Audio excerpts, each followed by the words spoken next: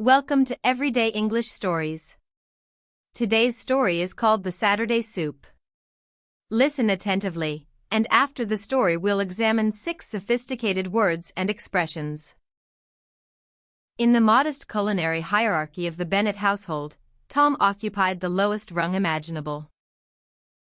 His wife Anna, a genuinely gifted cook, had long since banished him to washing up duty. Family legend held that he had once incinerated a pot of pasta so thoroughly that the smoke alarm needed replacing. Yet last Saturday, Tom staged an unexpected rebellion. Anna had spent the week buried under deadlines, and by Friday evening she was running on fumes. Watching her doze off mid-sentence at the dinner table, Tom resolved to take matters into his own hands. "Tomorrow," he declared, "you're not lifting a finger. Lunch is my responsibility." Anna's expression hovered somewhere between gratitude and alarm. Undeterred, Tom retrieved his late mother's cookbook, its spine cracked and its pages annotated in her looping handwriting. He settled on her vegetable soup, the very dish that had perfumed his childhood winters. The recipe, deceptively simple on paper, would prove to be an education in humility. A survey of the kitchen revealed that half the ingredients existed only in his imagination. So he trudged to the corner shop through a persistent drizzle, list in hand.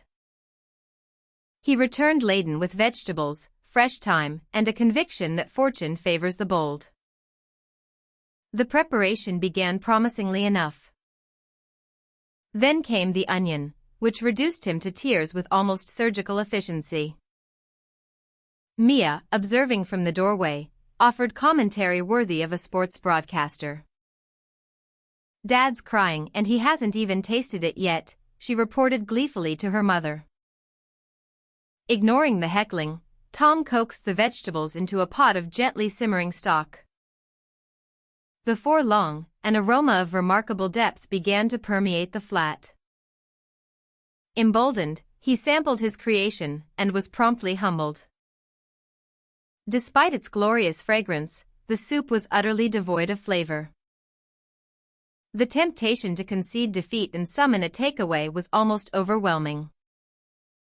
But a handwritten note in the margin stopped him: "Season late, season bravely." Following his mother's advice, he added salt in careful increments, tasting as he went, then pepper and a scattering of thyme. The transformation was little short of miraculous. What had been dishwater now tasted unmistakably of his childhood. He served it with warm bread and an entirely unearned air of nonchalance. Anna fell silent after the first spoonful, the silence of someone recalibrating a long-held opinion. "I've misjudged you for 15 years, she admitted, reaching for the ladle. Mia's verdict was more succinct: she simply held out her bowl for more. Saturday lunches now belong to Tom, and the old cookbook has been promoted from the shelf to the kitchen counter. That was our story. Now, let's learn 6 useful words from the story. Word 1, running on fumes. Running on fumes means continuing with almost no energy left. In the story, by Friday evening she was running on fumes. Word 2, undeterred. Undeterred means not discouraged despite difficulties. In the story, undeterred, Tom retrieved his late mother's cookbook. Word 3, deceptively. Deceptively means in a way that gives a misleading impression.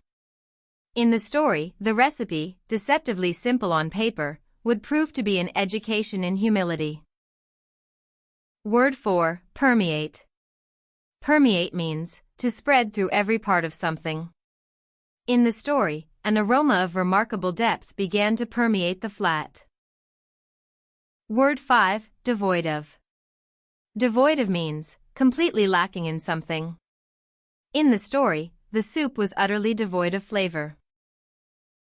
Word 6, nonchalance. Nonchalance means calm, relaxed behavior showing no anxiety. In the story, he served it with an entirely unearned air of nonchalance.